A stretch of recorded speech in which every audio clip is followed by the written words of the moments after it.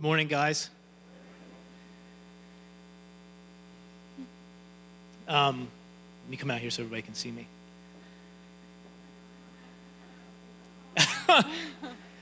So my wife and I have an announcement to make. We're not pregnant, so just get that out of your head. I was really going to mess with you and say we're having twins again, but that's not the case. So twin girls again, like Nick said. What I'm going to say, honestly, it's not going to come as a shock to most of you. You guys have been on this journey with me for a really long time. You've heard me talk about it. And the bottom line is you guys hear from the Lord, and some of you guys have been saying things to me for the last few years, and you're a very prophetic people, so I don't think it's going to catch you off guard. And I honestly wish I wasn't doing it this Sunday, because I want to give my friend Nick as much time as he could possibly have, but I can't think of a better person to be here with me than him. And he said to me this morning, so I'm so glad that I get to be here, with you. And here we go. Okay. So come January of 2019, I'm going to step out into full-time itinerant ministry and will no longer be an employee here at this church. And this has been years of waiting and not wanting to rush the process and not wanting to get ahead of God's time. If anything, I was probably more patient to a fault and would often tell the Lord I didn't want him to promote me beyond what my character could handle. Because in my mind, there's so many itinerant ministers that, do we really need one more? But the truth is, you guys know what the call of God is on my life. Every prophetic word over my life has been about this specific thing. And so this is a huge leap of faith to no longer take salary from this church and to completely trust God in every facet of the word. But at the same time, I just believe if he's called me to it, he's going to supply it.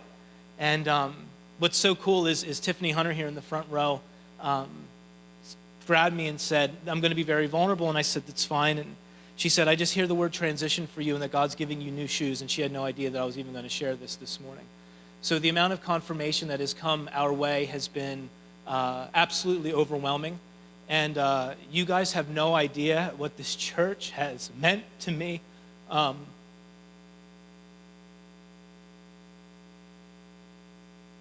And this church originally hired me to go. And it's time. And I really need you guys to be there for my family when I'm not home.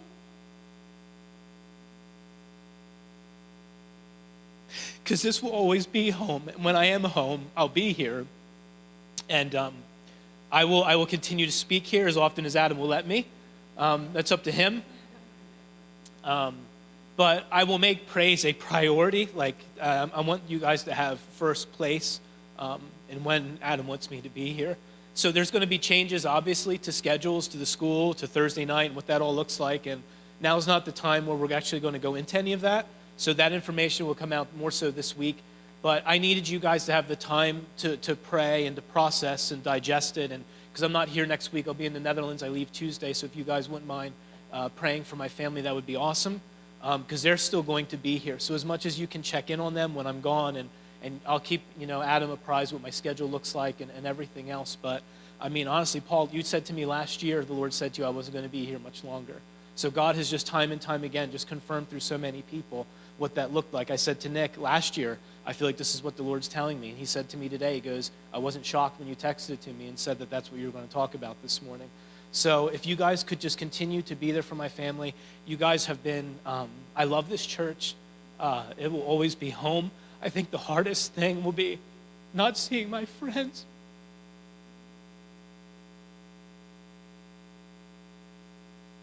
So I'll just have to be really intentional about what that looks like. But yeah, so now Nick has to follow this up. So I'm glad that he's the one doing it. But yeah, that's it, guys. Yeah.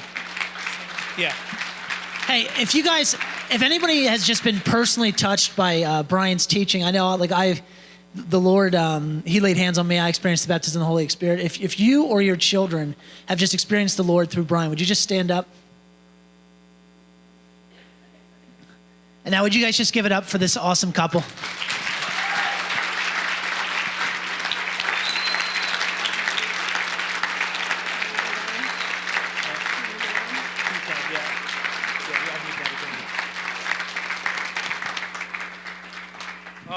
So thank you, guys, honestly, for letting me share that. And some of you are going to come up to me at the end and said, I knew that. And I'm going to be like, I knew you knew that. So I'm not going to take any more of Nic's time. Here's what you need to know. He's an Eagles fan, and he does some mission stuff in Brazil. So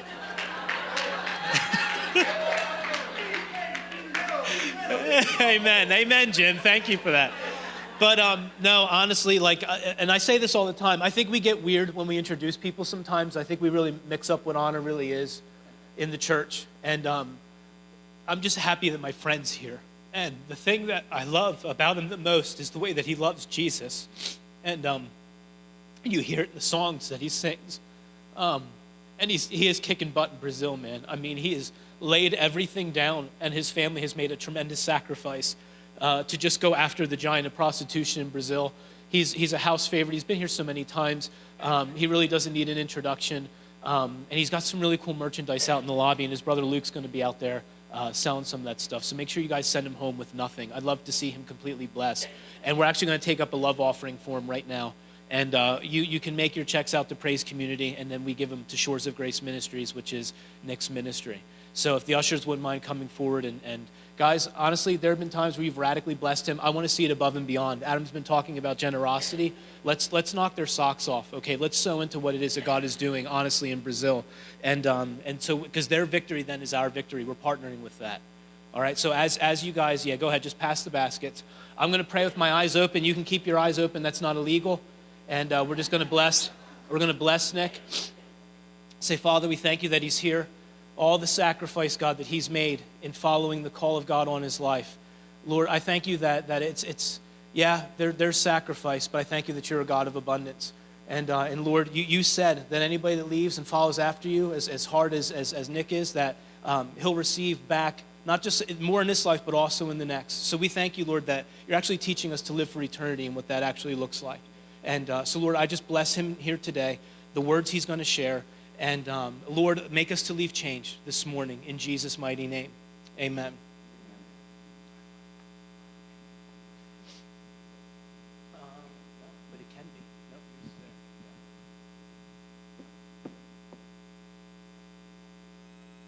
Good morning. I don't want to miss the moment, and I feel really at home here. As speaker, I'm just your crazy cousin from Brazil. So I want to ask you guys to come and gather around Brian and Nicole. Yeah. Just get around them. It's going to be crowded. We do it in Brazil all the time, guys. Pile on, Just don't worry about it. And I just felt like Adam should pray for these guys with the family surrounding them. And, I told Brian that it really was an honor for me to be here in this moment because we love you guys and love him, love Adam and everything you guys are doing. And I just felt like even prophetically in this moment showing them like we're with you guys. And I remember when I was at Global, Max Myers, who used to be the school director, had this saying. He said, even when we part, I take you with me wherever I go.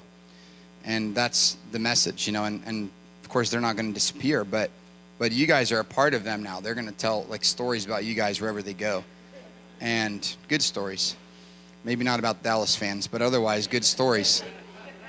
And so let's just bless them.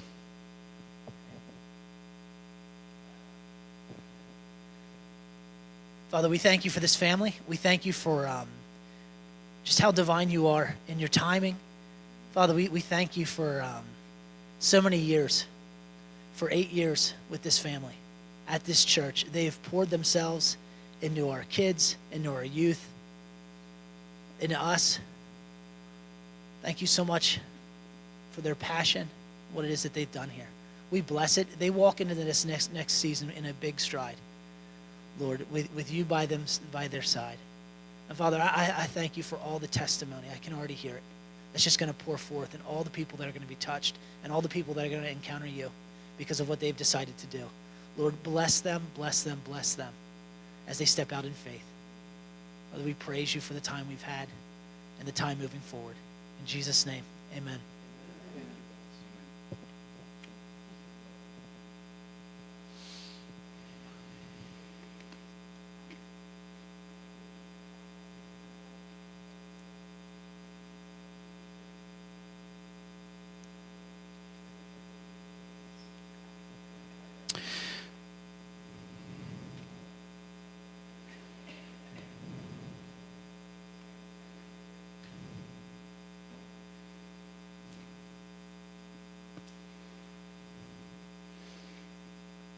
You know, we are living in unprecedented times.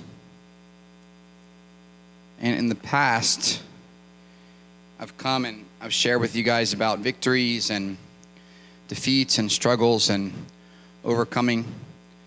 But this is the first Sunday that I'm here speaking to you in that the Eagles are the world champions.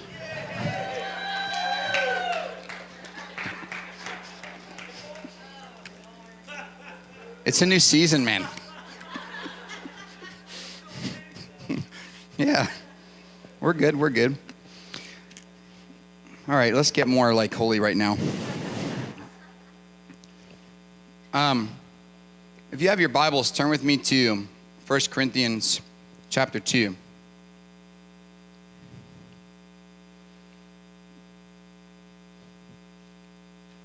This message, or this passage, has really become like my life passage. And somehow I always find myself preaching and teaching from it.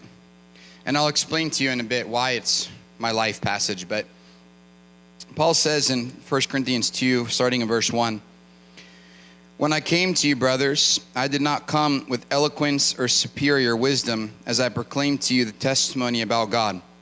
For I resolved to know nothing while I was with you except Jesus Christ and him crucified. I came to you in weakness and fear and with much trembling. My message and my preaching were not with wise and persuasive words, but with a demonstration of the Spirit's power, so that your faith might not rest on men's wisdom, but on God's power." This message, I joke, has become my life passage, and it really has for many reasons, as you'll hear as I share. But the reason why I say that it is because Paul says, "I did not come to you with persuasive words." And the very first time that I went on the streets in Brazil to minister to women in prostitution, I was there on a trip with Randy Clark, and we had just left a church, and there was all this amazing, healings and miracles that took place there. But what happened to me is that God gave me a heart transplant and gave me his heart for these women who are trapped in prostitution and trafficking and abuse and all those things that are wrapped up together. And so I get back to the hotel, it's like 2 a.m., and now I have this new heart, and I see these 3 girls on the corner of our hotel. And see, I had seen those same 3 girls like every night that we were there, but I never noticed them before. Do you guys understand what I mean by that? It's like we would walk by and I'd see them. But this night it was like I couldn't take my eyes off of them. There was something just drawing me to go and talk to them. So I grab one of my friends and I say, "Hey, Allie, let's go and pray for these girls."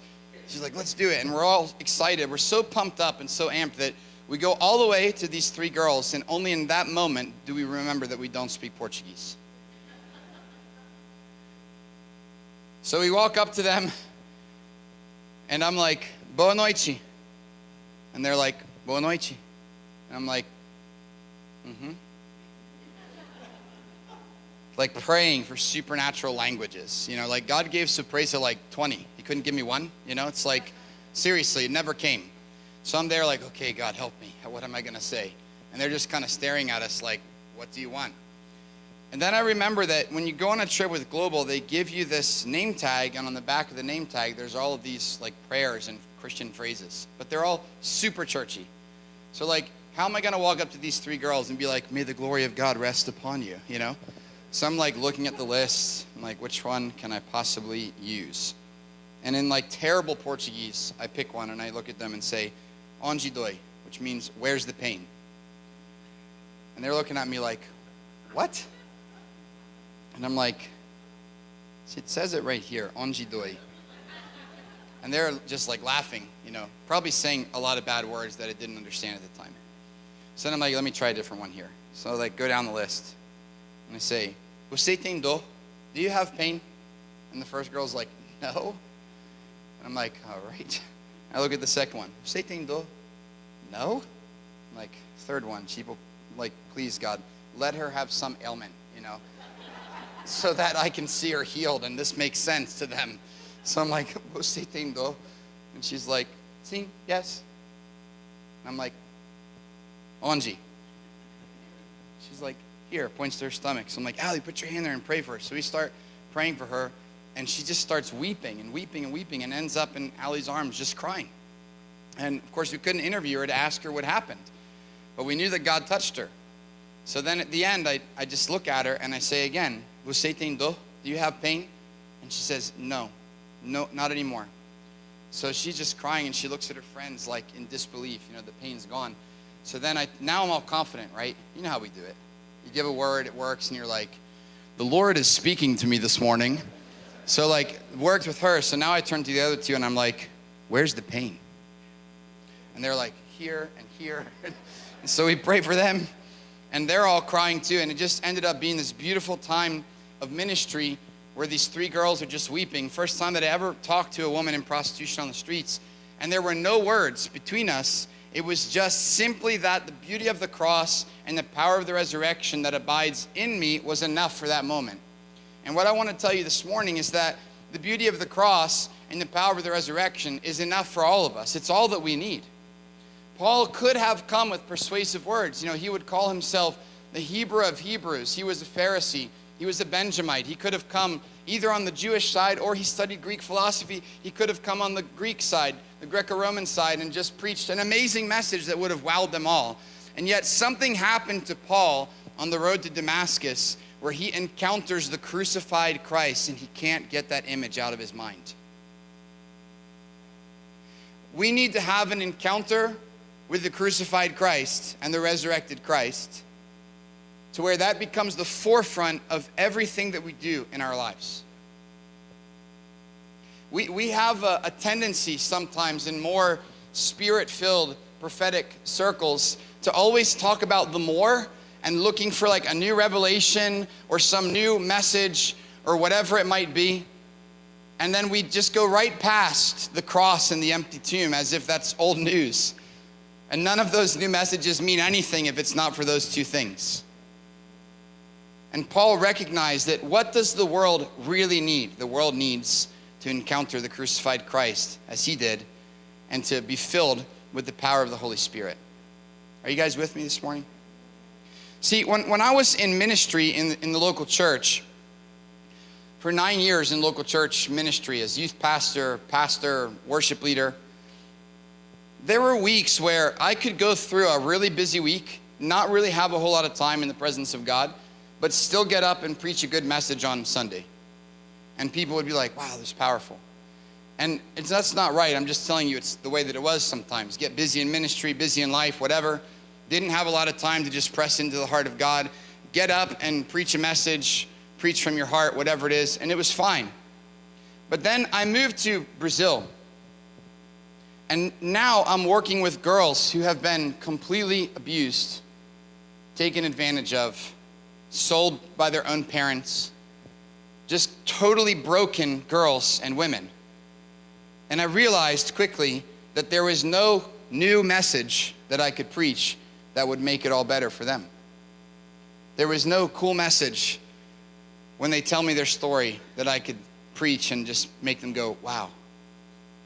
There was no new song that I could sing that would make it better for them. And this is hard because before anything else, I'm a daddy. I love my kids and I love all of these girls like they're my own. And the hardest thing for a dad is that we want to fix everything, right? Like that's my thing. I'm going to fix it. I'm going to make it better. I'm going to find a way to do it. Now I'm talking to girls who everything that I prayed would never happen to my daughters has already happened to them. And I couldn't fix it. And I realized that the only thing that will fix it is an encounter with the crucified Christ and being filled with the Holy Spirit. Because on that cross is everything that's happened to these girls. He took it all for them. But he didn't leave it there. Well, he left it there, but he didn't stay there. Then he goes to the tomb and rises again so that their sins and their brokenness and the sins against them can be on the cross, but they can be filled with the Spirit that left the tomb that day with Jesus. We have to encounter him and know him. It's like, I love reading Paul because Paul says, I want to know you in the fellowship of both joy and suffering. I want to be with you in all things. And I don't know if you've noticed this before, but we say that a lot. I want to know you more. God, I want to know you more. You know what God's response is to that? I want to know you more. God's response is Romans 8:28. I will use all things for your good. And we say, oh, that's awesome. God does everything good for me. Nope, that's not what he said. He says, I will use all things for your good. Do you know what the implication is? There's going to be a lot of bad stuff in life. Are you guys understand what I'm saying? There's going to be a lot of things where God will use that horrible thing for your good. That's his response to, I want to know you more. He says, then I will make sure that you know me in every season, even the hard ones.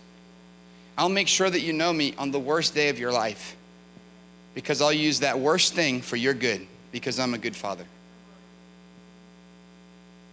See, we have to choose to know him like that, instead of every time we get a flat tire blaming the devil. Why do we continue to empower a defeated enemy? Every bad thing that happens is like, I just really feel like someone's attacking me. First of all, the devil is attacking you. That's all he does. Steal, kill, and destroy. That's it. Why are we still surprised by that? People will call me like, Nick, pray for me. I just feel like the devil's like attacking my ministry. I'm like, he literally is. That's all he does. It's literally it. What did you think? He's going to come and be like, man, Brian, new itinerary. That's awesome, man. Bless you. It doesn't really work that way. But God says, even everything that comes from him, I will use it for your good.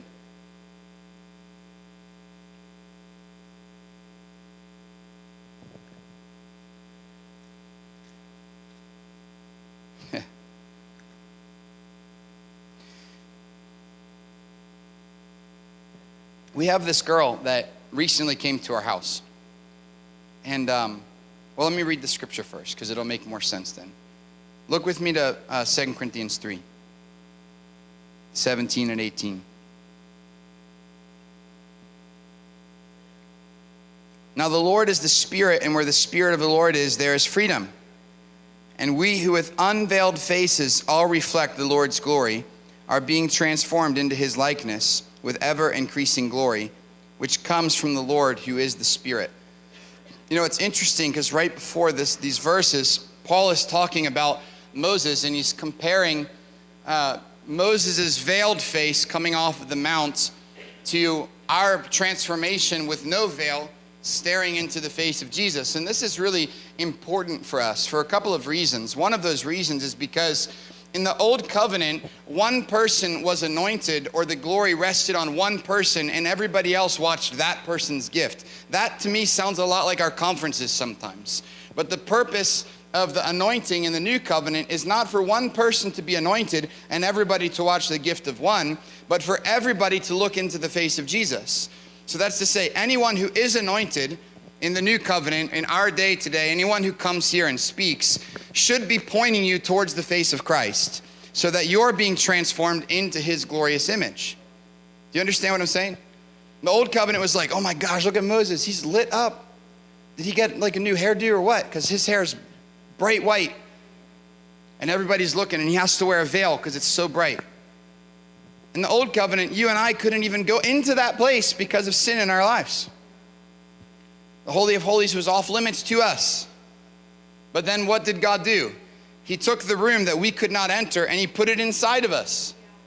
It says, now you're the Ark of the Covenant, or as Paul says, the temple of the Holy Spirit. So what happens is we come and we stare face to face with Jesus. This is our intimate life with him. And intimacy produces what? A greater level of glory.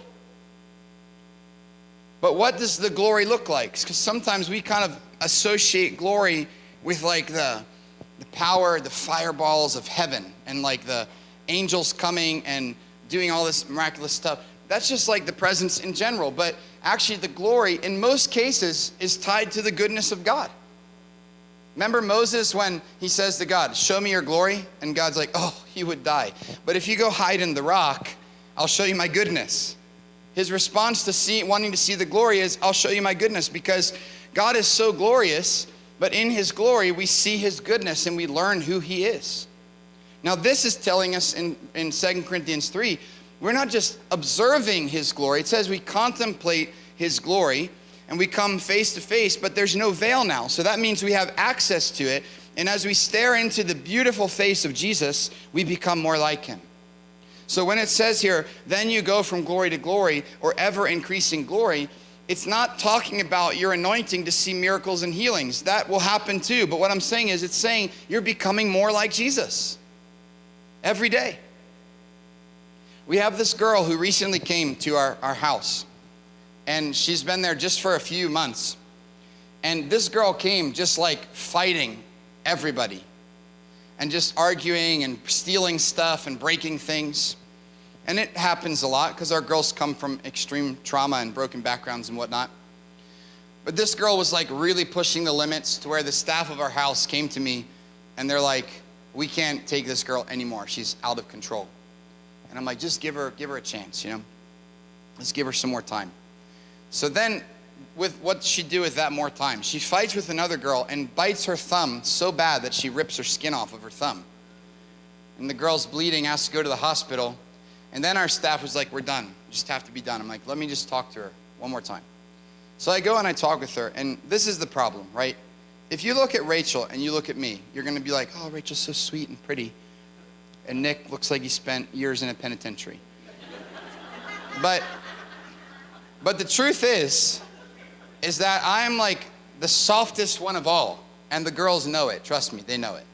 So I sit with her, and I'm like, listen, you know, why did you do that? I'm trying to be all stern, you know, like prepared myself. I'm like, okay, what you did was wrong. She's like, I know, I just felt so bad about it. I'm like, you do? It's great. And I'm sucked in, you know? So then I'm like, well, you need to apologize to her. She's like, I know, I was just thinking that. I'm like, that's awesome. She's like, I'm gonna do it. As soon as she gets home from school today, I'm gonna tell her I'm sorry, and I really want to change too, Nikki. I'm like, it's great, you do, and you're going to, right? So that day, the girl gets home from school, and she punches her in the face and fights with her because she had to be talked to. And I'm like, so I'm like, let me just talk to her one more time. It's like the third one more time, right? But okay, I'll talk to her again. So I go and I talk to her and say, why did you do that? You said you were going to apologize, and then you punched her. And she's like, well, you know, I just feel really bad about it, and I'm ashamed of what I've done. And I'm like, that's the Lord, you know, he's just moving in you, and like totally fell into it again. So then she tells me though that time, she's like, I don't want to apologize to her because that girl's annoying. I'm like, well, at least we're being honest now, you know. Some of us in the church should just say that sometimes. You're like, bless you, brother, I just forgive you in Jesus' name. But on the inside, you're like, man, you're annoying, you know. No, don't say that, actually. Now that I think about it, don't say that to people. You should just become more like Jesus. But anyway, so then what happens? The next night, we have a conference in our city. It's the only conference we do. It's called the Father's Love Conference.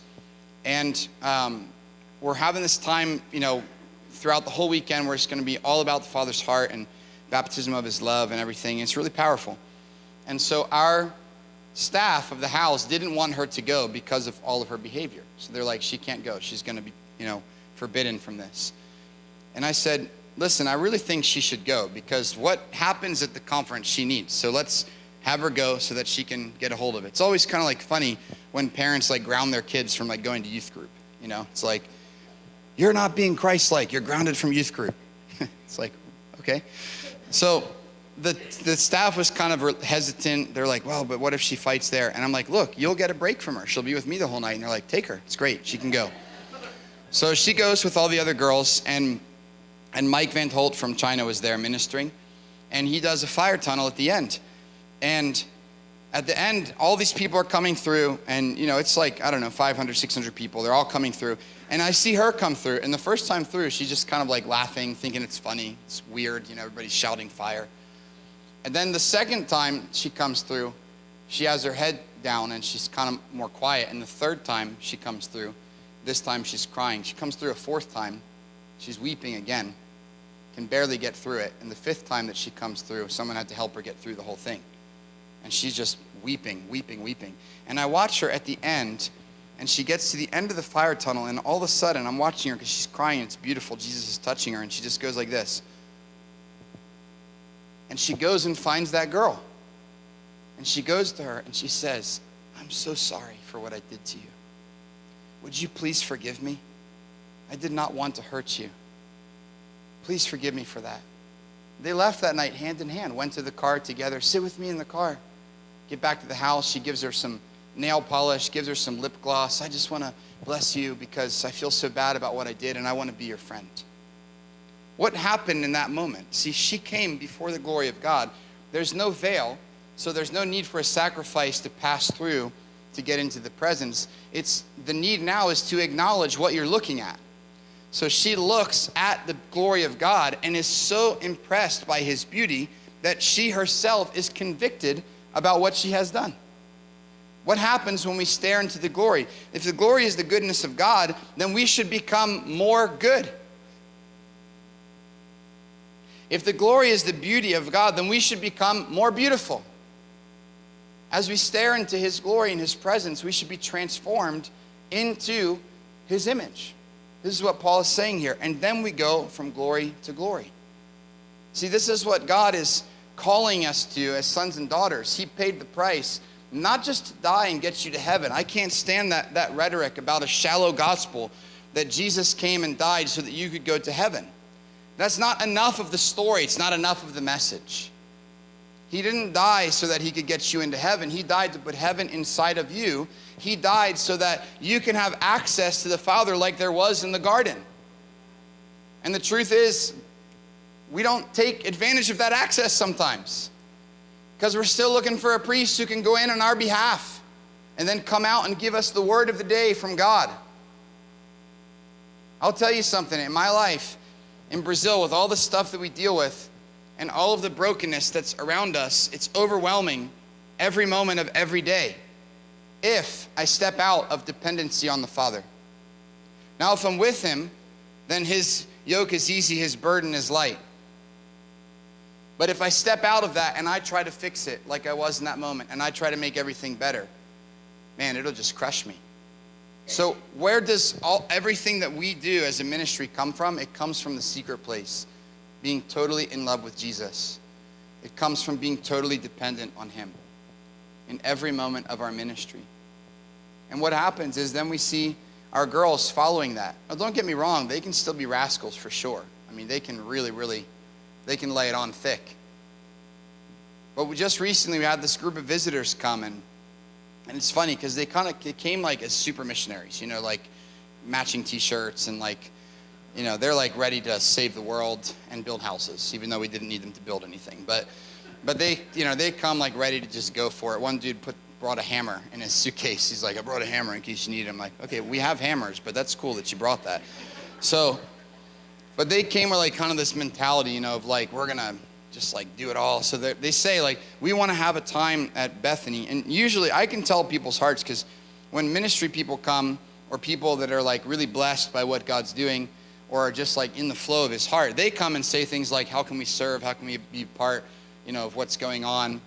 The other people, they come and they're like, give me something to build. I'll swing this hammer all day long, So these people came and they're like, well, this is what we were thinking for our schedule. And they're like, tell me everything that they want to do. And the first night, they're like, we want to go to Bethany and we want to have a Bible study and a prayer time with the girls. So we want to teach a Bible lesson. And I'm like, okay, you can do that. That's cool. But I knew that was never going to happen the way that they thought it was going to happen. But it's okay. So they get there and they said, oh, can you do some worship? I'm like, sure. So I'm doing worship and our girls are like crying in worship. They're just like pouring their hearts out.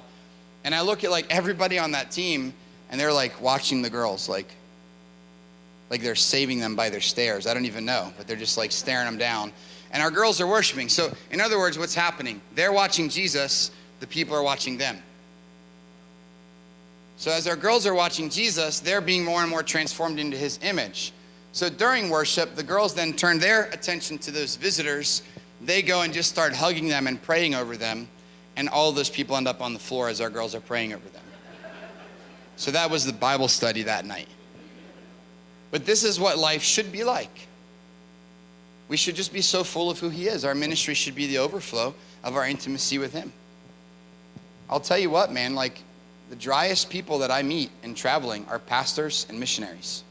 Seriously, I don't know how many times I've gone somewhere to minister and I'm preaching in the church, but really my assignment was the pastor who's just totally dry, burned out in ministry, like alone, doesn't know even why he's doing it anymore. I'm telling you, like all the time that happens. Because people who are in ministry tend to just go, burn all of your oil. And then all of a sudden there's nothing left and you're just dry. But our first ministry needs to be to the Father. Our first ministry needs to be just every day fall in love with Jesus. And from being in love with him, we overflow. I'm just close with a story and then I'm going to pray with you guys. Are you guys good? What time are we supposed to be done? Like in 2 minutes? Okay. Okay, cool. So when I was a kid, my dad, he's a gardener, right? He lives in Nashville now, but we grew up in the Philadelphia region where the Eagles play. And those jokes are even better when I'm in like Dallas or Washington. But my dad, he loves to garden. So he had this massive garden when Luke and I were kids. It was like an acre-wide garden. And he just planted so much stuff and gave all these vegetables away to people. And it was really neat for him. Because for us as the kids who had to like tend the 1 acre garden, it wasn't as cool all the time. So my dad would be out there like nonstop. And then, he'd wake us up at like 6 a.m. and be like, hey, we got to go water the garden. And you're like, oh my gosh. So my dad, when I was little, he would be out there working. And he would ask me to go and get a bucket of water and bring it back to him. So now when you're a little kid about this tall and you have a 5-gallon bucket and you go and you fill it up with water, how are you going to carry that bucket? You're going to straddle that thing, right? And you're going to do this kind of motion all the way back to my dad. And every time, what would happen? Water spilling out all over the place. Get back to my dad and the bucket's almost empty already. One day, Jesus brought that memory to my mind. And he said, that's what Christians should be like. So full that they're overflowing everywhere that they go, even in the busyness of life, but they're always running back to the Father. See, our ministry should just be the overflow of what we do. This is what I learned from our girls. They don't even know what ministry is. They're not like trained to speak or anything like that. I mean, they can go from like fighting and arguing to the very next minute giving you a word that just rips your heart open. But they're learning how to be daughters. And it's pretty amazing when you talk about girls who are with us because of what their own fathers have done to them. But they're learning how to be daughters. So they're learning what it looks like. Now when we have a new girl come to the house, in the beginning, a new girl would come and our girls would hide all of their belongings because the new girl would steal stuff. Now, what do? Now, the new girl comes and our girls go throughout the house and they gather like their best shirt. They gather their best jeans. They gather a ring that they have or something and they make a collection and the new girl comes and they say, welcome to our house, and they give her everything that was their best. Because this is what it looks like when we're sons and daughters. We're just always giving away, knowing that the Father's always filling us up. So what can we learn from girls like this? We can learn to go back to the simple gospel. For them, the beauty of the cross and the power of the Holy Spirit is enough. I'll tell you what, guys, it messes you up when a girl who cannot read tells you perfect theology. We had this girl. I'll talk about her another time maybe because I'm running out of time, but she's telling me all about the cross and what the cross actually means. And she's basically perfectly theologically explaining the atonement. And this girl doesn't read, and she's explaining why we do communion. She can't read. And I'm like, where did you learn that? Like, someone teach that? She's like, no, I had a dream and Jesus told me about that. And I was like, please pray for me immediately. Like, right now. Like, I paid a lot of money for a degree to learn everything you just said, and you got it in a dream. So what is the point of what I'm sharing this morning? Let's get back to the basics. This is what I've really felt in my time here in America. You know what America needs? America needs a body who looks like Jesus. Not a body who looks divided over every little stupid thing. See, I work with girls who forgive their fathers who raped them when they were 3-4 years old. I work with girls who pray that their fathers would come to know Jesus so that they can be free from all that ails them, even though it was their fathers who sold them into prostitution. And we sometimes in the church can't get along over political disagreements. That does not look like the redeemed. That does not look like the body of Christ. You want to know what America needs? America needs a body that looks like Jesus. A body that's so glorious that when we shine forth, the world is like, what is it about you guys? I know that sounds like super simple, but it really is simple. We need to just come back to that place of realizing the veil is gone and we are supposed to be transformed into his glory. We're supposed to look more like him so that the rest of the world sees a body united. Jesus made it clear when he said, if you guys are one, then the world will know who I am. Why? I'm not even going to say the world, because actually the church is booming in many parts of the world. But in America, why is America not seeing Jesus? Because the body's not united. Because we don't look like him. What do we have to do? We have to come back to the simple gospel. Jesus and him crucified. The power of the Holy Spirit is enough. We need to get back to the place where the presence of God is enough for anything that we need to do. You guys with me? Why don't you stand up and let's pray.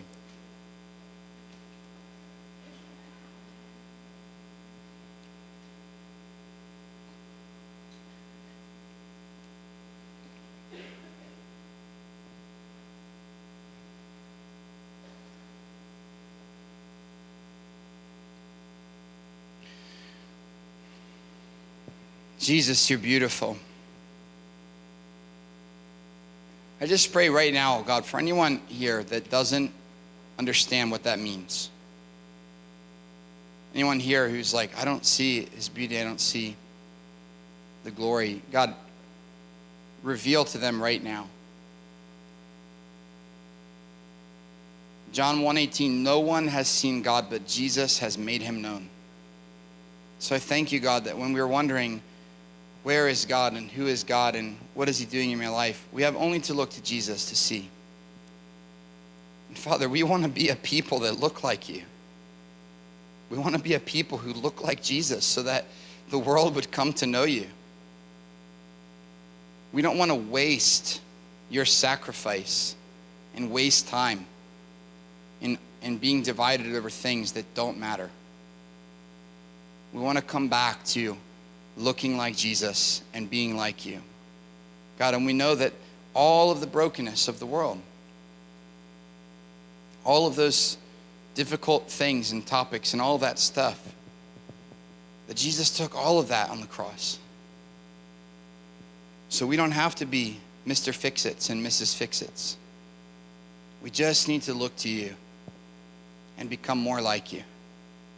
Because what the world needs is not a better me or a better anybody. The world needs Jesus. And you didn't come to just make us a better version of ourselves. You came to make us more like you, to make us your body. So I pray, Father, that as we leave here this morning, that we would be a people who are consumed with your glory and your beauty, a people who are so focused on who you are, that we become more and more transformed into your image. That like our little Giuliani, that when we look at your goodness, we would think about how we can become more good, that you would make us more good in your image. And when we look at your goodness, we would think about those we need to forgive, and we'd think about those we need to ask forgiveness from. Jesus, make us more like you. Make us more like you, Lord. We love you, and it's in your name that we pray. Amen. All right, thank you. Can we just thank Nick and the band for coming out? I just have two things to say real quick. All of Nic Billman's music is out there for sale. Nick, when I got introduced to the global movement, like your music was the only stream in it. You know what I mean? So I've been listening to it for a long time.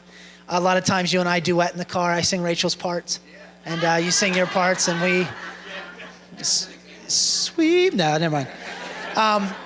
But it's amazing. We sound real good. The next thing is, this is the book. I know I told this testimony before. I'll just tell it while Nick's here, and I'll be brief about it. My mom was reading this book, and she was just getting super excited, but she was growing very impatient with my dad not being healed, and he had a lot of ailments. And one of them was he had a 36 years of 10 out of 10 phantom pain in a right arm that isn't there. And so she was reading this. She got fired up. She went into the room and she goes, "I'm going to pray for this till it's gone." And forgive me if I start crying. And she goes, "Be healed in Jesus' name." "How is it, Tim?" And he's like, "Same. He said it's the same for an hour and a half. She said it was maddening. She said she just refused to stop. And the Lord brought a story. It's the one about the painting, why isn't this person getting healed? And she asked the question to the Lord because of this book. The Lord brought that story back to remembrance, and he said, "Ask me like Nick asked, why isn't this person getting healed?" And she asked, and the Lord said, because he's still believing a lie, that he hasn't provided enough for his family. And we're long gone, but he still believes, he's still concerned about not providing enough. And she goes in and says, "Tim, you've done it. It's over. Like, the kids are gone. You did such a great job providing. Be healed in Jesus' name." And the pain began to come off like a sock off his arm that wasn't there until it was gone. So personally, this book is awesome. I know it. Just that alone, Nick, I'm so glad that you wrote this, because my dad's pain-free in that arm now. Amen. And if you guys want to sing duets along with him, you can in the car. It's just good. So all that's for sale. It's out there at a desk. They have credit card reader in case you need to do that. I'm going to have the ministry teams come forward. If there's anybody who needs prayer for anything, please come forward today, and we'll pray for you. Bless you guys. Have a great Sunday.